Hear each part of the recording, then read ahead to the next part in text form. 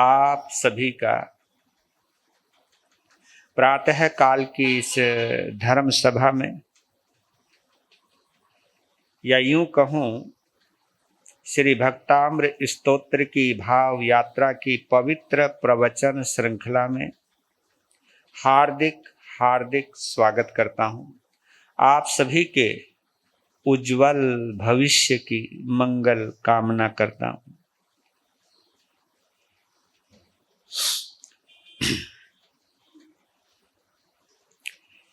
एक बार पुनः हम अपने सौभाग्य की सराहना करते हैं, पुण्यवाणी की अनुमोदना करते हैं कि जिसके प्रभाव से हमको यह सुंदर योग, संयोग और वर्षा योग प्राप्त हुआ है।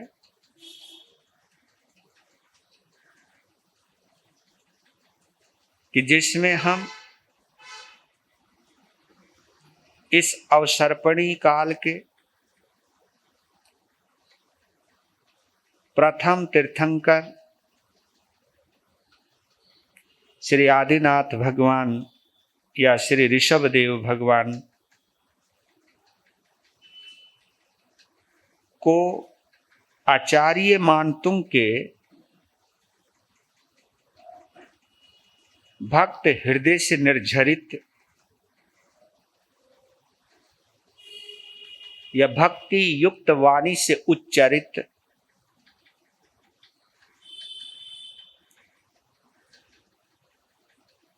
भक्ताम्र स्तोत्र के अंदर छुपी हुई जितनी भी भाव उर्मियां हैं,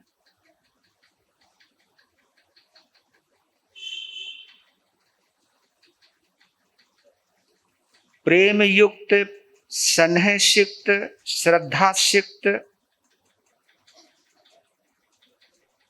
शब्दों की जो एक सुंदर संयोजना है,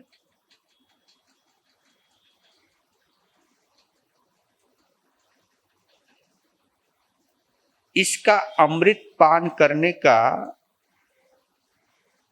हमको जो संयोग प्राप्त हुआ है,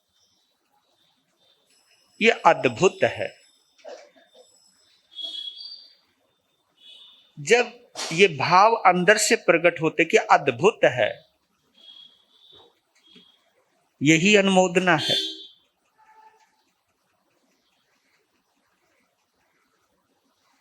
जब हम ये महसूस करने लग जाते हैं कि ये अद्भुत है, तो अंदर से हमारे अंदर एक ऐसी प्यास जागती है,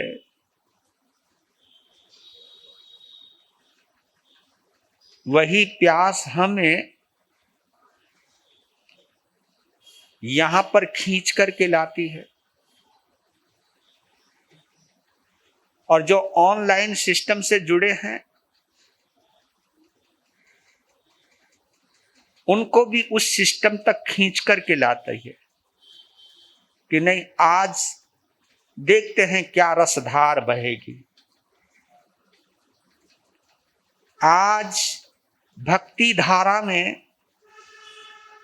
पुनः स्नान करने का मौका मिलेगा। ये जो अंदर की प्यास है, यही हमें अंदर से पवित्र बनाती है। यही पवित्रता हमें सम्यक्त भी बनाती है, और यही सम्यक्त्व हमें अपने अष्टकर्म विजेता प्रभु से जोड़ती है, और यही जुड़ाव अशुभ कर्मों की निर्जरा का हेतु बन जाता है। और ये सब स्वाभाविक होता चला जाता है।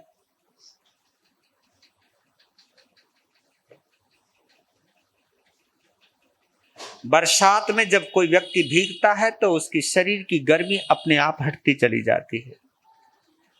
पानी जहां बरसता है वहां अगर आग जल रही हो तो अपने आप बुझती चली जाती है। बस एक बार अग्नि पानी के संसर्ग में आ जाए। तो यही तो भक्ताम्र स्तोत्र की भाव यात्रा है कि इस भाव यात्रा में पहले गीत के माध्यम से बह लेते हैं और फिर आज के छठे श्लोक की चर्चा प्रारंभ करते हैं। गीत ये आप लोग जानते भी होंगे, पुराना गीत है, बहुत प्यारा गीत है, मुझे अच्छा लगता है। शब्द बड़े प्यारे हैं और शब्दों के पीछे छुपे हुए जो भाव हैं वो अति प्यारे हैं। मंगलकारी जे मंगलकारी जी नाम प्रभु का प्यारा, मंगलकारी जी नाम प्रभु का प्यारा, संकट हारी जे नाम प्रभु का प्यारा, संकट हारी जे नाम प्रभु का प्यारा, मंगलकारी जे नाम प्रभु का प्यारा। बड़ी शक्ति है प्रभु नाम में, विष को अमृत करता, बड़ी शक्ति है प्रभु नाम में, विष को अमृत करता, जन्म जन्म के बंधन तोड़े, दुविधाएं सब हरता, जन्म जन्म के बंधन तोड़े, दुविधाएं सब हरता है, हितकारी जे नाम प्रभु का प्यारा है, हितकारी जे नाम प्रभु का प्यारा, मंगलकारी जे नाम प्रभु का प्यारा।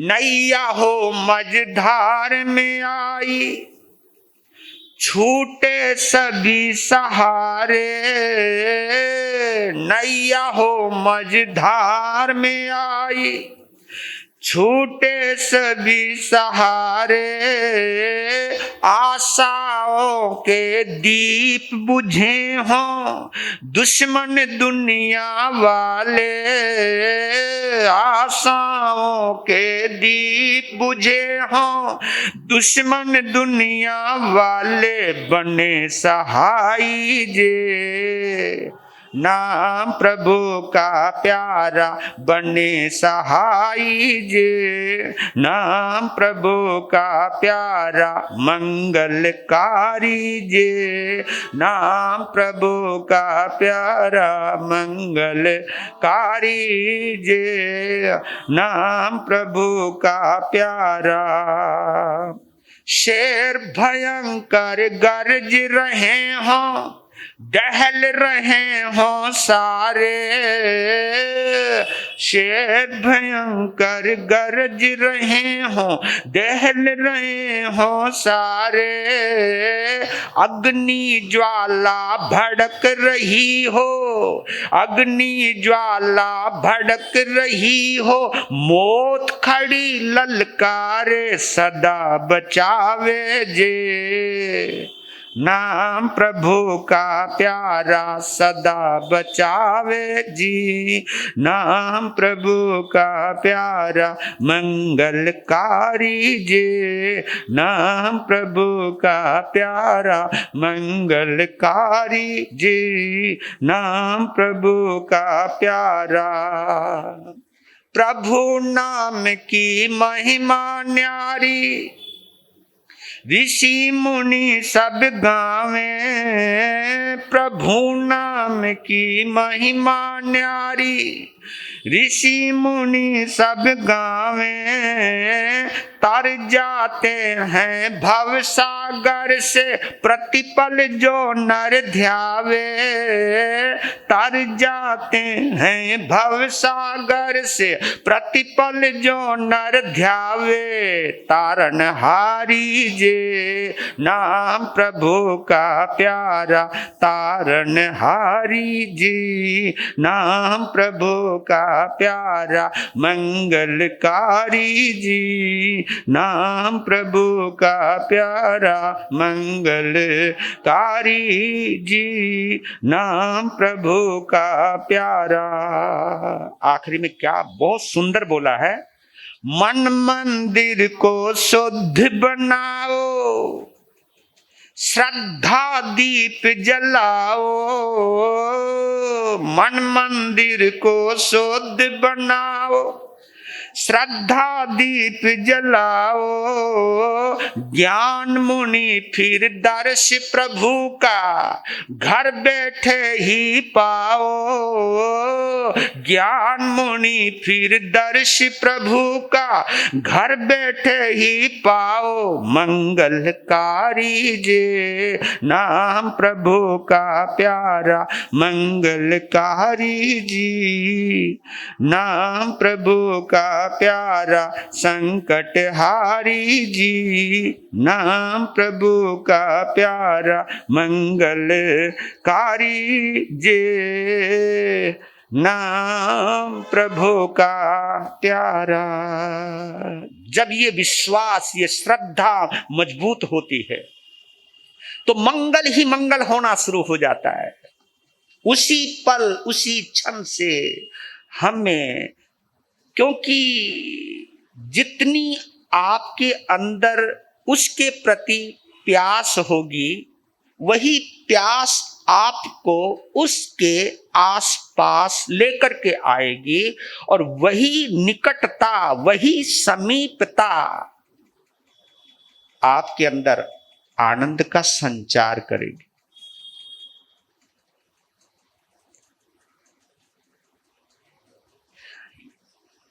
आपको बतला देता हूं कि पारस उसी लोहे को सोना बनाता है जिसको वो छूता है। पारस और लोहे के बीच में एक महीन, जिसको कहते कि इतना सूक्ष्म भी कोई अंतर आ जाए, बीच में कुछ चीज आ जाए, चाहे वो पॉलीथिन की पन्नी आ जाए, चाहे पारदर्शी कुछ भी आ जाए, महीन से महीन कपड़ा भी आ जाए, कुछ भी आ जाए, इतना भी अगर अंतर पड़ जाए तो कितनी भी समीपता क्यों ना हो, तो भी वह लोहा सोना नहीं बन पाएगा। उसकी एक ही कंडीशन है कि बीच में कोई और नहीं होना चाहिए। हाँ, बस। इसलिए कहता हूं कि इतनी भक्ति करते करते करते करते भी अगर हमें आनंद की अनुभूति नहीं होती है तो बीच में कोई और है। कुछ भी हो सकता है, इच्छाएं भी हो सकती है, संसार भी हो सकता है, कसाई भी हो सकते हैं, राग द्वेष भी हो सकता है, अशुद्धि भी हो सकती है, मानसिक अशुद्धि, विचारों की अशुद्धि, कहीं ना कहीं भाव में गड़बड़ हो सकती है। नहीं तो उसकी समीपता होते ही। और आपको एक बात और बताऊं, किसी कमरे के अंदर अगर सैकड़ों वर्षों पुराना अंधेरा हो तो उसको दूर करने के लिए सैकड़ों वर्ष नहीं लगते। बस एक दीपक जलाओ, अंधेरा भगाओ। दीपक जलते ही प्रकाश, दीपक जलते अंधेरा भाग जाता है, चाहे कितना पुराना अंधेरा क्यों ना हो, अंदर चाहे कितना पुराना कलमश क्यों ना हो, लेकिन एक बार प्रभु ध्यान की ज्योत जल जाए, अंदर से प्यास लग जाए, यही समीपता, यही सामीप्य, यही सानिध्य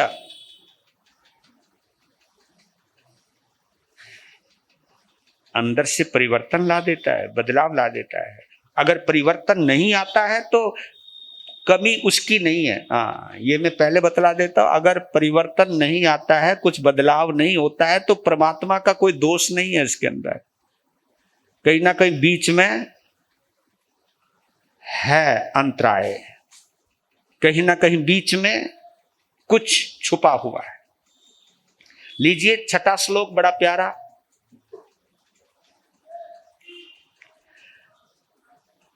बोलिए श्री आदिनाथ भगवान की जय।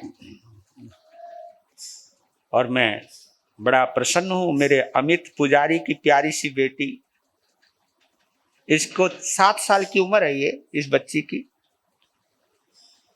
और भक्तामृत स्तोत्र इसको कंठस्थ है। तो बच्चा तेरे लिए बहुत बहुत, है ना, बिग थंब, है ना, इसको बोलते हैं। और बहुत बहुत शुभकामना। और पिता को भी मैं वो देता हूं कि ऐसे बच्चे का योग मिलना भी बहुत बड़ी बात है।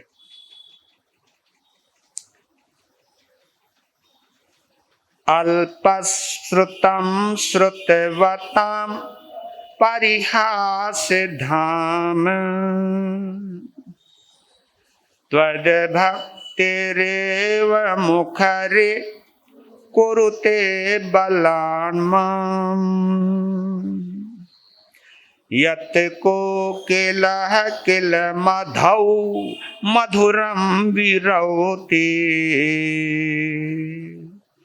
तच्चाम्रचारु कलिका निकरैक हेतु तच्चाम्रचारु कलिका निकरैक हेतु।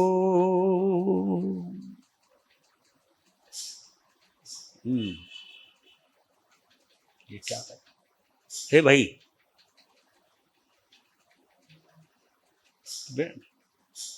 उठना उठना नहीं बीच में।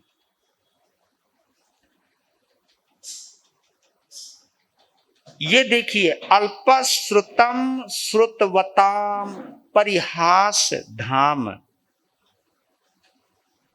त्वद भक्ति रेव मुखरी कुरुते बलान माम यत कोकिलः किल मधौ मधुरम विरौति तच्चाम्र चारु कलिका निकरैक हेतु। आचार्य मानतुंग, ये अद्भुत श्लोक है, बड़ा प्रसिद्ध श्लोक है जैन जगत के अंदर। और इससे संबंधित आज एक कथा भी सुनाऊंगा, पुराने जमाने की नहीं, जिन आचार्य के आगमों को पढ़कर हमने ज्ञानार्जन किया है, आचार्य श्री घासीलाल जी महाराज साहब।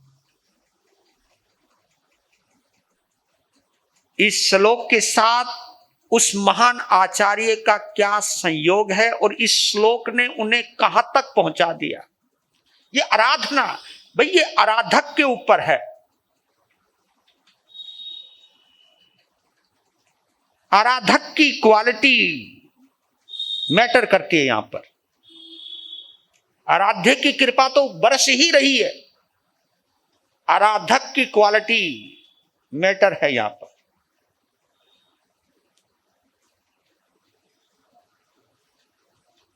और मैंने कभी कभी देखा है, जिस दवा से बीमारी दूर होती है, कभी कभी वो दवा रिएक्शन भी कर जाती है ना। जरूरी नहीं है कि दवा वही है, लेकिन परिणाम अलग अलग है। और रिएक्शन जो करती है, कहीं ना कहीं कोई हमारी कमी है अंदर।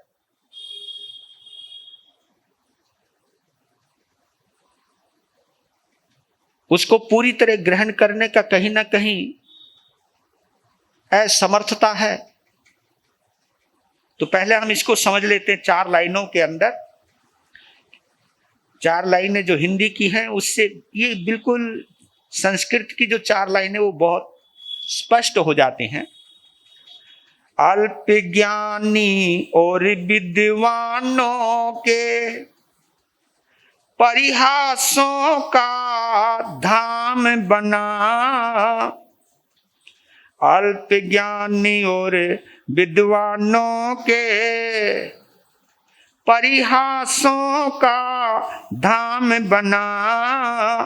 तेरी भक्ति बरबस मुझको करवाती वाचालपना। तेरी भक्ति बरबस मुझको करवाती वाचालपना। आम्र मंजरे प्राप्त करके, आम्र मंजरे प्राप्त करके मधुर मधुर गुंजन करती। कोयल काली अलख जगा कर जन मन का रंजन करती। काली कोयल अलख जगा कर जन मन का रंजन करती। ये श्लोक का सार है। अल्प ज्ञानी और विद्वानों के परिहासों का धाम बना। ये दोनों चीजें, क्योंकि जो परिहास धाम है, अल्पश्रुतम श्रुतवताम परिहास धाम।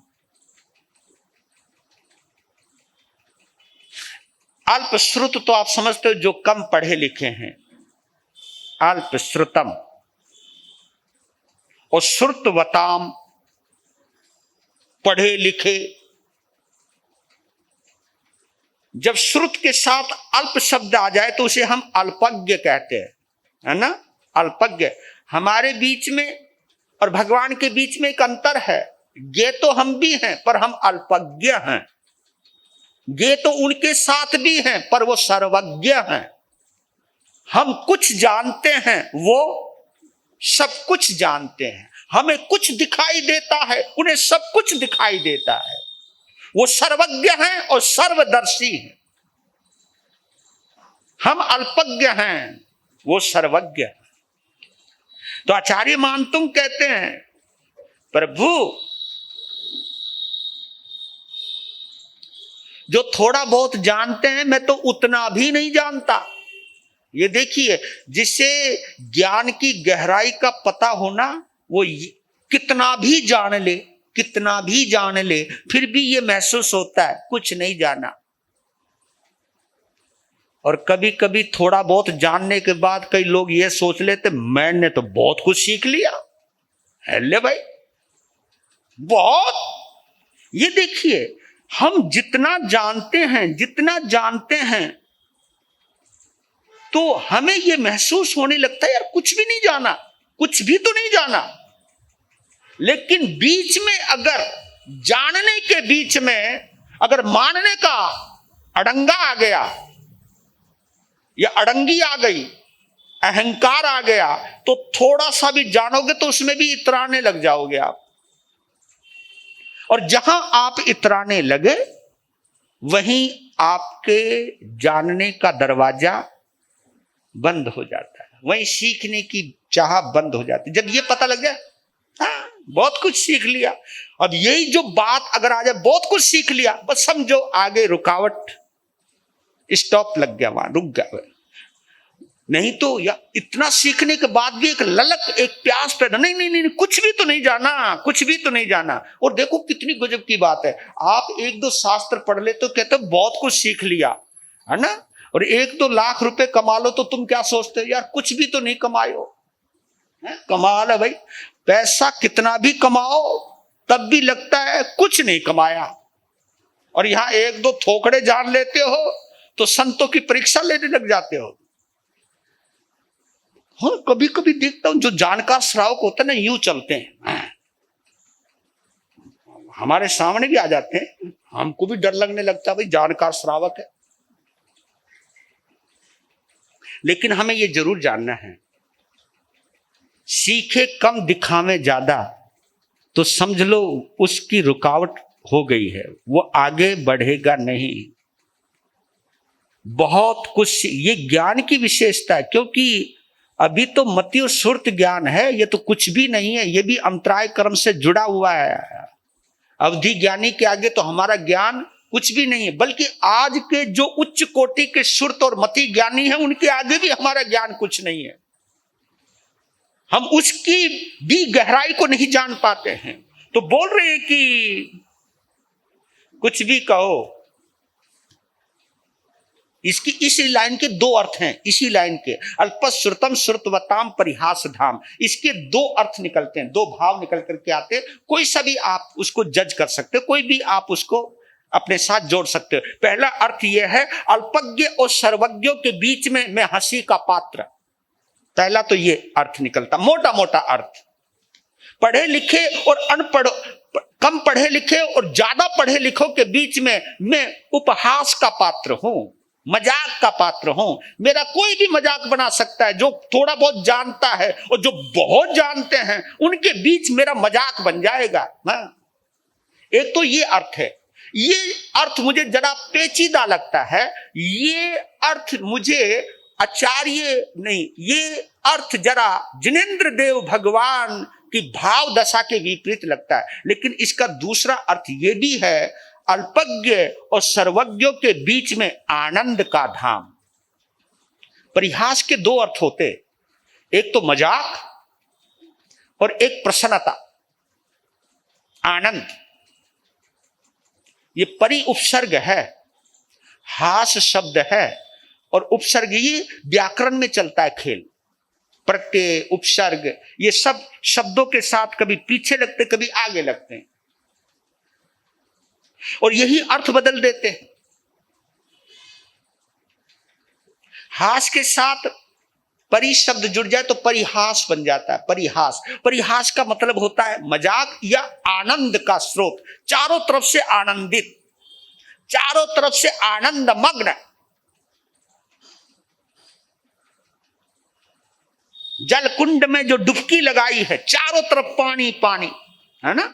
जब हम किसी सरोवर में डुबकी लगाते हैं, तो जब डुबकी लगाते हैं तो पानी हमारे चारों तरफ रहता है, ऊपर भी पानी, बगल में भी पानी, ऊपर नीचे पानी पानी। वो डुबकी है, वो चारों तरफ से जो है।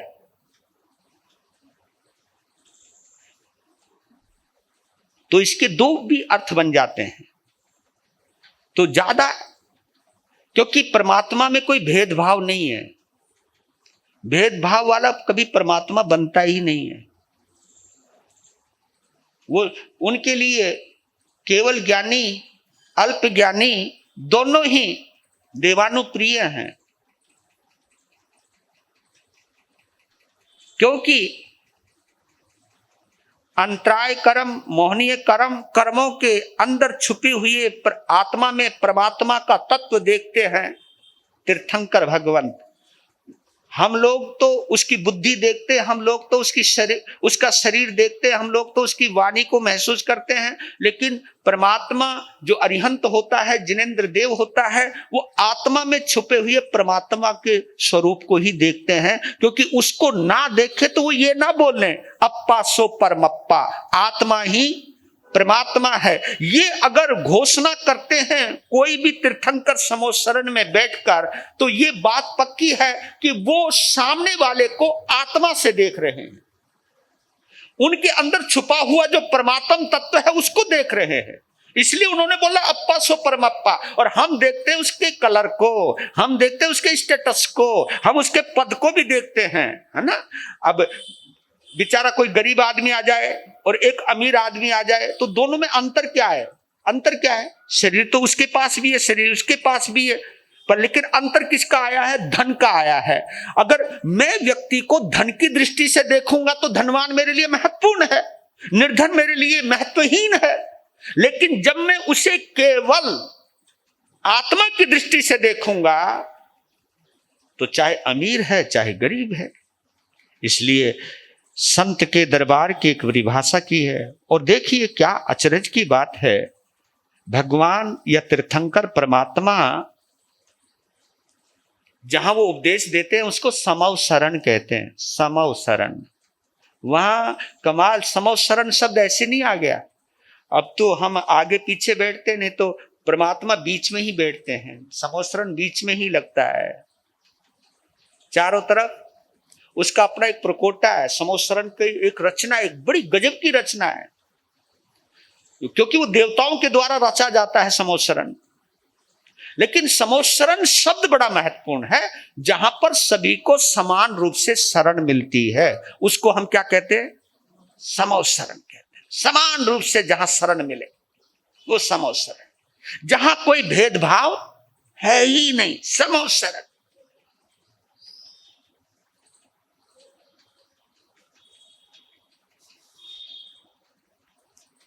तो आनंद के धाम हो आप, यानी आपको अनपढ़ भी अनुभव कर सकता है, पढ़ा लिखा भी आपको अनुभव कर सकता है, लेकिन जो भी आपको अनुभव करे, अगर वो आपसे जुड़ जाए फिर वो आनंद से भर ही जाता है। एक बार आपका जो अनुभव कर लेता है ना, फिर उसके आनंद का ठिकाना नहीं होता, और आनंद से जब भरता है फिर कुछ कुछ होता है ना। ये कहते हैं ना, खाए के गाल और नहाए के बाल दूर से नजर आ जावे। क्या बोला मैंने? खाए के गाल और नहाए के बाल दूर से नजर आवे। तो जो प्रभु से जुड़ जाता है तो बोल रहे हैं, त्वद भक्ति रेव मुखरी कुरुते बलान माम। हाँ, त्वद भक्ति रेव, तुम्हारी ही भक्ति, तुमसे जुड़ने के बाद, तुम्हारा अनुभव करने के बाद, तुम्हारे शुभ परमाणु, जैसे मैं तुमसे जुड़ा आत्मा से, जैसे ही मैंने तुमको अंदर प्रवेश दिया, द्वार खुले, अंदर आप गए, और जैसे ही आपने छुआ, ऐसे ही भक्ति से मेरा अंतर जगत ऐसा जागृत हो जाता है, जागृत हो जाता है, तरंगित हो जाता है, स्पंदित हो जाता है। फिर प्रभु बोले बिना नहीं रह जाता। मुखरी, मुखरी कुरुते, मुखर, मुखर, मुखर उसको कहते जो बोलता बहुत है। मुखरी कुरुते, वाचाल बना देता है। फिर तो मैं नाचने लग जाता हूं, कुछ का कुछ गाने लग जाता हूं, है ना। भक्त लोग भी मस्त हो जाते हैं। बीच बाजार में मीरा नाचती है उसके प्यार में आकर के, वो ये भूल जाती है कि मैं कोई महारानी हूं या कोई राजकुमारी हूं। हम लोग तो सोचते लोग क्या कहेंगे, लेकिन दीवानगी होती ऐसी है। जो सोचते ना लोग क्या कहेंगे, वो फिर वो भगवान के नहीं होते, वो लोगों के ही होते, लोगों के ही होते। लोग क्या कहेंगे? जो भगवान का हो जाए लोग कोई नजर आएंगे, जो भगवान का हो जाए उसे लोग नजर नहीं आते, और जिनको लोग नजर आते हैं उन्हें भगवान नजर नहीं आते। तभी तो बोल रहे ऐसा गजब की, मतलब ये शब्दावली में क्या जादू है। त्वद भक्ति रेव मुखरी कुरुते बलान्मा, तुम्हारी भक्ति मुझे बोलने को मजबूर कर रही है। मैं रोकना चाहता हूं, रुक जा रुक जा, लेकिन नहीं, छूट रहा है। क्योंकि जब बाल्टी लबालब भर जाती है और फिर भी उसके अंदर पानी गिरता रहे, तो फिर वो पानी बहने लगता है। ये चीज है, ये कंडीशन। फिर वो आनंद रुकता नहीं है। या वो बोलेगा, या वो गाएगा, या वो नाचेगा। चैतन्य महाप्रभु बंगाल के हुए हैं। चैतन्य महाप्रभु जब वो तरंग में आते थे तो नाचने लग जाते थे वो।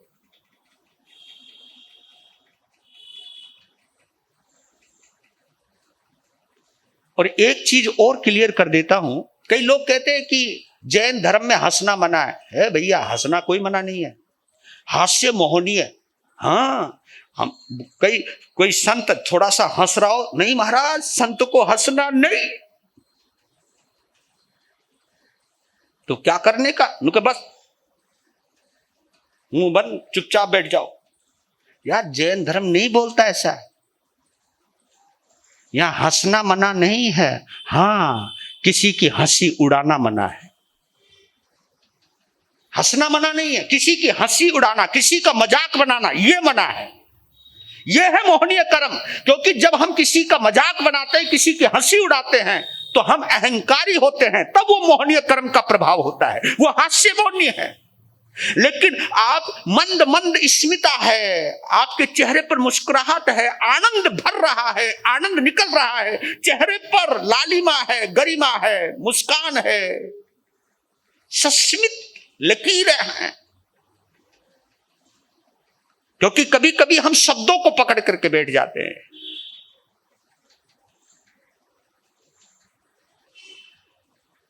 आनंद मग्न होने को प्रभु ने कभी मना ही नहीं किया, क्योंकि जब वो आनंदित होता है और उस आनंद का कोई कारण नहीं होता है, अकारण। क्योंकि संसार के जो हंसी खुशी के कारण अलग होते हैं, लेकिन आत्मा जब परमात्मा से मिलती है या मिलन करती है या उसका अनुभव करती है, उसके आनंद का रसपान करती है, तो वो स्वाभाविक निर्झर। अब बाहर से झरना बह रहा है, प्रकृति है, वो प्राकृतिक है, वहां कोई बनावट नहीं है। और जहां तुम फाउंटेन लगाते हो, फुहारे लगाते हो, वो अलग चीज है, वहां मशीन चलती है, वहां यंत्र चलता है।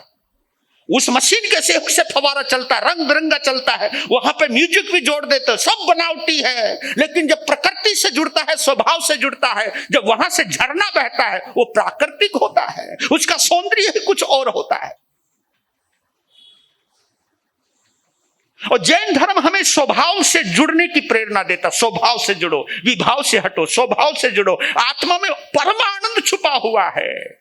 हम जो उदास होते हैं वो आत्मा की वजह से नहीं, हम मोहनीय कर्म और मन की वजह से होते हैं, अपनी सोच की वजह से होते हैं। लेकिन जो आत्मा की निकटता का अनुभव करता है वो सदा मुस्कुराता रहता है। तो जैन संतों के पास जो ऊपर से गंभीरता ओढ़ रखी है, ये गंभीरता दिखावटी है, बनावटी है, अंदर कोई कसाई की प्रचुरता है, उसकी वजह से ये हमारे अंदर जो ऊपर बोलते ना बड़ा गुरु गंभीर है, गंभीर होना अलग है, लेकिन उसमें बनावटीपन नहीं होना चाहिए, कोई अहंकार की अकड़ नहीं होनी चाहिए।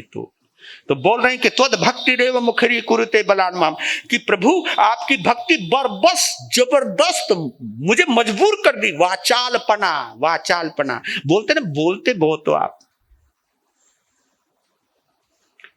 ये वाचालता जो आती है पूछो ही मत। फिर उसका कंपैरिजन किया, उसकी तुलना की, यत कोकिल किल मधो मधुरम विरौती तच्चाम्र चारु कलिका निकरई कहे तू। देखिए बसंत ऋतु में मधु मधुरम विरौती, मधुमास, बसंत का एक नाम है मधुमास। बसंत को मधुमास भी कहते हैं। बसंत ऋतु, बसंत ऋतु उसको कहते हैं जब प्रकृति पूरी तरह हरी भरी हो जाती है।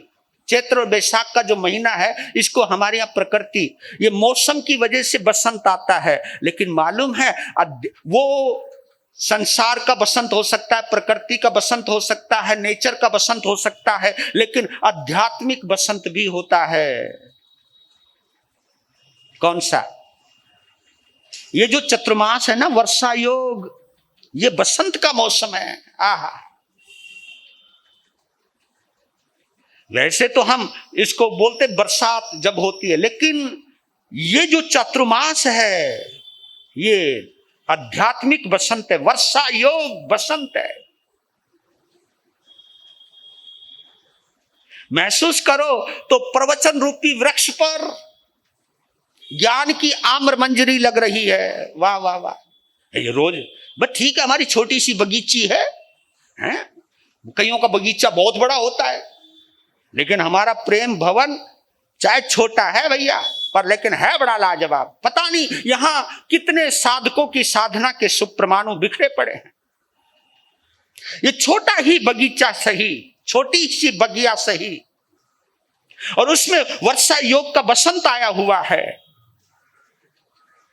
जहां पर मेरे भंते का पावन सानिध्य मिल रहा है।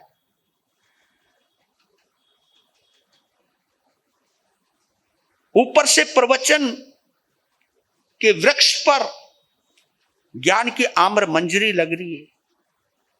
और इस आम्र मंजरी को चखने के बाद आपकी श्रद्धा की कोयल अगर ना कूके, ना कूकने लगे, तो प्लीज एक बार ये तो सोच लेना, यार हम शायद कोयल नहीं है। क्या है फिर वो तुम सोच, मैं क्यों बोलूं, आप समझ जाओ, है ना। फिर क्योंकि जब कूकने का मन ना करे, इधर आने का मन ना करे, ये सोचे कि चल आज रहने देते, क्या करेंगे जाकर के, बहाने वही तलाशते हैं जिनका मन नहीं होता। लेकिन देखिए, आम्र की मंजरी कौवे भी खाते हैं भैया, और भी पक्षी खाते होंगे, लेकिन कोयल ही क्यों बोलती है? कोयल का ही गला क्यों खुल जाता है? कौवा भी खावे तो गला खराब हो जाए उसका, कोयल ही क्यों कूकने लगती है? कुछ ना कुछ तो है भाई, योग है उसके साथ। इसलिए कहते इस दुनिया में बहुत सारे लोग होते हैं, लेकिन कोयल चुनिंदा ही रहते हैं। आप सब कोयल हो, हाँ, तभी तो आए हो। लोग बहुत होते हैं, लेकिन कूकती केवल कोयल है आम्र मंजरी को खाने के बाद। चतुर्मास तो सभी के लिए है, लेकिन हर कोई कोयल तो नहीं बन पाता। किसी को दुकान नजर आवे, किसी को अपने काम नजर आवे, लेकिन हर काम छोड़ करके जिसे धर्म नजर आता है, वो जानता है कि वर्षा योग का, बसंत का योग कितना महत्वपूर्ण होता है, क्या इसका महत्व है, ये वही जानते हैं जो भक्त हृदय हैं। कोयल को ही पता है आम्र मंजरी का स्वाद क्या है, और थोड़ा सा खाती है तो कूकने लगती है, और इंग्लिश के अंदर उसको कूकू कहते हैं। अगर देखो ना, क्योंकि इंग्लिश के अंदर उनकी आवाज से ही उनके नाम लिखे गए हैं, तो इंग्लिश में द कुक्कू, और कूकती है कोयल, इसलिए उसका नाम इंग्लिश में कुक्कू है, हमारे यहां तो कोयल है। और यह भी कहावत आती है, काकह कृष्ण पिकह कृष्ण को भेदो पिक काकह हो, बसंत ऋतु प्राप्त काकह काकह पिकह पिकह। ये जो संस्कृत का श्लोक है, वो क्या बोलते हैं कि काकह कृष्ण पिकह कृष्ण है, कोयल भी काली है, कौवा भी काला है, काकह कृष्ण पिकह कृष्ण को भेदो पिक काकह हो। कोयल और कौवे में क्या भेद है? क्योंकि रंग में तो कोई पता नहीं, रंग तो एक जैसा ही है। को भेदो पिक काकह हो, कौवे में और कोयल में क्या भेद है? हाँ, भेद है बसंत ऋतु प्राप्त। जब बसंत का मौसम आता है तब पता चल जाता है कोयल कोयल होती है और कौवा कौवा होता है। वो बसंत ऋतु बताती है। ये चतुर्मास ही बताता है कि धर्म की तड़फना किसके अंदर है, क्योंकि वो जानता है, वो महत्व जानता है इस चतुर्मास का। ये जानता है कि आज मेरे पास कुछ भी सुख सुविधाएं हैं, कुछ भी मेरा मन चाहा हो रहा है, वो इस धर्म के प्रताप से हो रहा है, इस पुण्य के प्रताप से हो रहा है, जो मैंने कुछ कमाया था उसकी वजह से हो रहा है। और जो इस चीज को जानता है कि जो खुशियां मेरे पास है ये सब धर्म के प्रताप से है, तो फिर वो क्यों नहीं आएगा यहां? क्यों नहीं आएगा यहां? आएगा, बरबस खींच करके आएगा।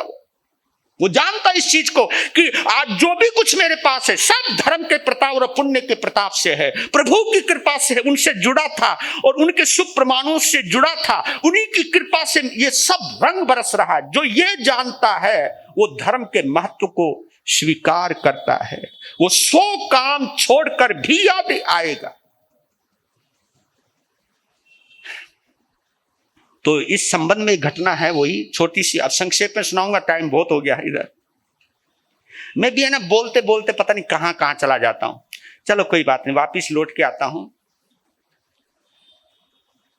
आपने आचार्य श्री घासीलाल जी महाराज का नाम सुना होगा, अद्भुत आचार्य हैं जैन जगत के।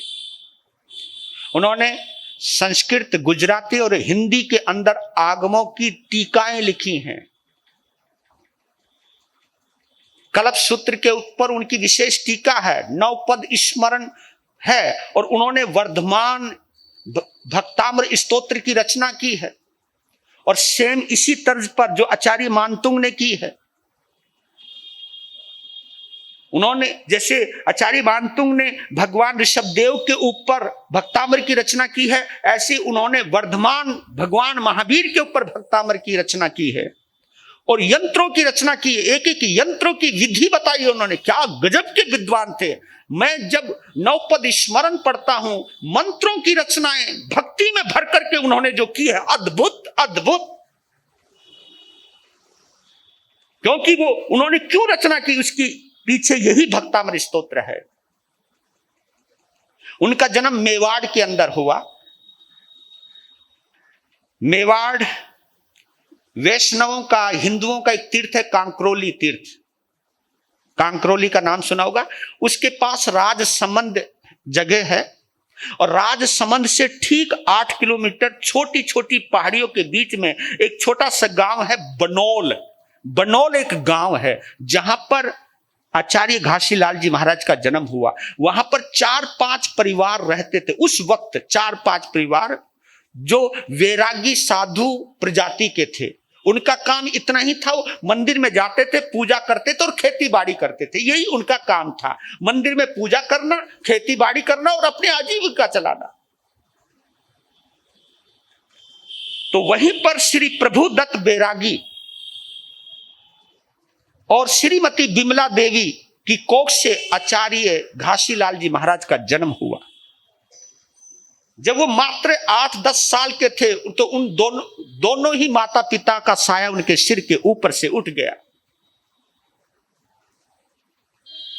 तो इस दुर्घटना के बाद उस बच्चे ने अपना पैतृक ग्राम छोड़ दिया, नाथ द्वारा आ गए।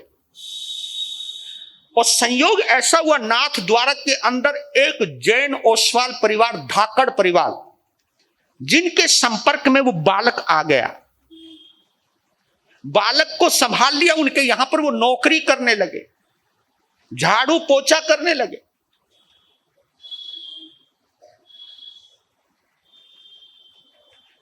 उस बच्चे की वफादारी को देखकर, ईमानदारी को देखकर के धाकड़ परिवार की जो बेटी थी वो बड़ी प्रभावित हो गई और पिताजी से कहा कि आप कहो तो इस बच्चे को मैं अपने साथ ले जाओ।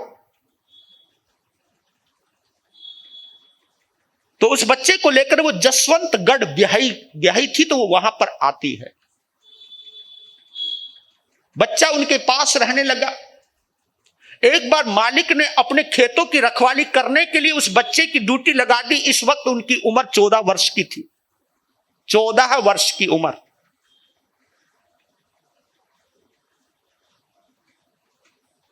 तो एक ठाकुर ने अपने पशु छोड़ दिए और वो उस खेत में घुसने लगे। तो उस बच्चे ने उन पशुओं को बाहर निकाला, क्योंकि ड्यूटी थी कि पशुओं को अंदर घुसने मत देना, फसल को नष्ट होने मत देना। तो उसने पूरा जोर लगा दिया और एक भी पशु को अंदर नहीं आने दिया। इससे ठाकुर का मिजाज गर्म हो गया। उसने कहा कि मेरे पशु भूखे मर रहे, जबकि भूखे मर रहे तो इतना बड़ा ठाकुर कहीं और खिला। किसी के खेत में घुसाना कौन सी तमीज है, कौन सी तहजीब है। और बच्चे ने अपना वही काम किया। तो उसको इतना गुस्सा आया, उसको पीट करके उसके पांव बांधे और कुएं में लटका दिया। कुएं में जब लटकाया तो रो रहा था। तो उसके साथी थे, दोस्त थे, तो कुछ आ गए तो नजर नहीं आया घासीलाल। तो देखा कि कहां गया, तो आवाज आ रही कुएं से रोने की। तो गए तो पकड़ करके उन्हें बाहर निकाला। वो डर गए थे तो उन्होंने वो नौकरी भी छोड़ दी, चले गए। तो एक जगह आचार्य श्री जवाहरलाल जी महाराज साहब का सार्वजनिक प्रवचन हो रहा था। वो प्रवचन दिल को इतना छू गया कि प्रभावित हो गए। और प्रभावित हुए तो इतने कि उनके पास आकर के खड़े हो गए और कहा, अगर आपको अच्छा लगे तो मैं संत बनना चाहता हूं। 15 साल का बच्चा बोल रहा है कि मैं संत बनना चाहता हूं। आचार्य जवाहरलाल जी ने उनको गहराई से देखा, कहा कि कुछ दिन रुको, रहो। तो वो रहने लगे। तो उनके भाव देख के, उनकी भक्ति देखकर, और मालूम है वो कितनी मोटी बुद्धि के थे। 18 दिन में नौकार मंत्र याद किया। कितने दिन में? 18 दिन में आचार्य जवाहरलाल जी लगे रहते थे और उनके शिष्य कहते थे क्यों पत्थर को पानी से सींच रहे हो महाराज। तो लोग है ना मजाक बनाना छोड़ते नहीं, वैसे साधु भी क्यों ना बन जाओ, ये साधु भी मजाक बनाना कोई छोड़ते हैं, मौका लगना चाहिए, क्योंकि ये संस्कार तो अंदर भरे पड़े, हमारे अंदर भी भरे पड़े हैं। मजाक बनाना, किसी की खिल्ली उड़ाना, क्यों गुरु महाराज क्यों पत्थर को पानी से सींच रहे हो, ये कुछ नहीं होना। लेकिन उन सबकी बातों को सुनकर के कुछ आचार्य श्री जी गौर नहीं करते थे, लगे, क्योंकि उसकी जो तड़फना थी, भक्ति थी। समय आपका हो गया, क्या करूं? 5 क्योंकि ये मत कहना कि महाराज बढ़ गए। हाँ, ये तो पूरा करना पड़ेगा। तो एकदम कहा, नौकार मंत्र ही याद किया उन्होंने, और उसके बाद वो कुछ याद करने लगे। तो 6 महीने के भीतर उनकी दीक्षा हुई। प्रतिक्रमण याद कर रहे थे, वो चल रहा था, हुआ नहीं था, पर लेकिन आचार्य की सोच थी कुछ ना कुछ बात होगी, क्योंकि कभी कभी भाव जगत कुछ गजब का होता है। तो दीक्षा दी तो गुरुजी को बोले, गुरुजी मैं कब तक अज्ञानी रहूंगा? देखो ये है ज्ञान के प्रति तड़प। गुरुजी मैं कब तक अज्ञानी रहूंगा? नहीं, तू बहुत बड़ा ज्ञानी बनेगा। एक काम कर, वर्धमान आइनबिल तप की आराधना, वर्धमान आइनबिल तप की आराधना कर। तो उन्होंने वर्धमान आइनबिल तप की आराधना की, और भक्ताम्र स्तोत्र का यही 6ठा श्लोक, अल्पश्रुतम श्रुतवताम परिहास धाम तद्भक्ति रेव मुखरी कुरुते बलान माम यत कोकिल है किल मधौ मधुरम विरौती तच्चाम्र चारु कलिका निक्रय कहे तू। ये याद किया और इसकी साधना शुरू की।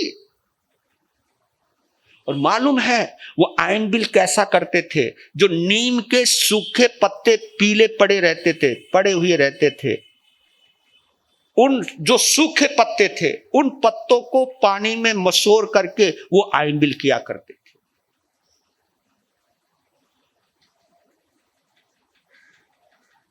ये साधना करी उन्होंने,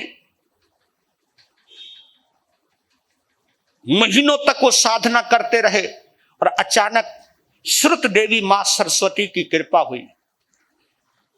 एक बार एक जगह वो सो रहे थे, जब उठे तो क्या देखा कि सुबह एक श्वेत पत्र की एक गड्डी रखी हुई है, सफेद कागजों की, और उसके ऊपर एक कलम रखी हुई है, और उस कागज पर लिखा हुआ है, हे घासी,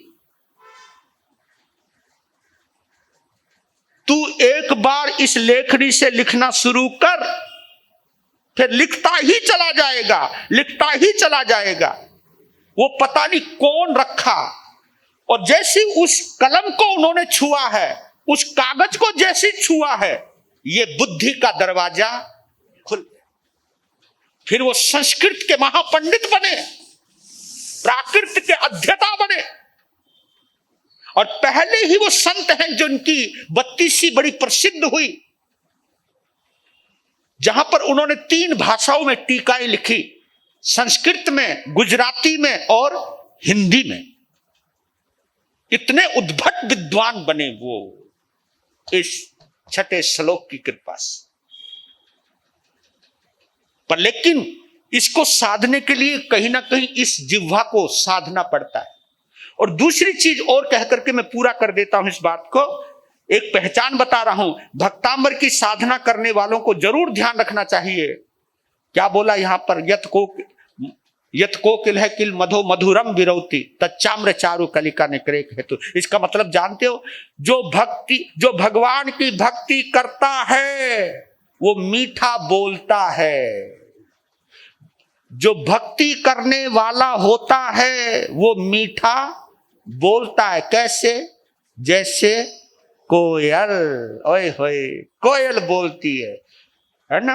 हम भक्ताम्र की साधना करें और कौवे की तरह किसी को ताने मारते फिरें और किसी को जलील करते फिरें, किसी का मजाक बनाते फिरें, ये अगर हम भी करते, तभी तो कहता हूं कि भक्ताम्र की साधना कहीं ना कहीं अधूरी रह रही है। या तो ये मौन में होनी चाहिए, या ये प्रेम में होनी चाहिए, या मधुर या माधुर्य के बीच में होनी चाहिए। और समय आपका हुआ है तो ये चीज है, ये प्राकाष्ठ है। तो विद्यार्थी हैं उनको जरूर इस छठे श्लोक की साधना करनी चाहिए। ये गुरुदेव की कृपा से हमने भी इसकी साधना की है। गुरुदेव ने स्पेशल बोला था कि मुझे वो प्यार में राम ही बोला करते थे, राम ये छठे श्लोक को तुम माला फेरा करो डेली। तो मैंने बैरागी काल से इसकी खूब मालाएं फेरी, आजकल तो नहीं फेरता हूं लेकिन खूब मालाएं फेरी हैं। तो गुरु की कृपा है, लेकिन ये चीज हमको भक्ताम्र में ही छुपी हुई है, तभी मैं इसका दीवाना हूं। इसके लिए स्पेशल मैंने 48 दिन की साधना भी की है गुरुदेव की कृपा से। तो ये इसके अंदर एक एक शब्द बड़ा गहरा है, बड़ा दूर गंभीर शब्द है। इसका वो अमृत है जो इसका अमृत का पान करने का ललक हो, उसके लिए तो अपरंपार भंडार है। समय हुआ आपका।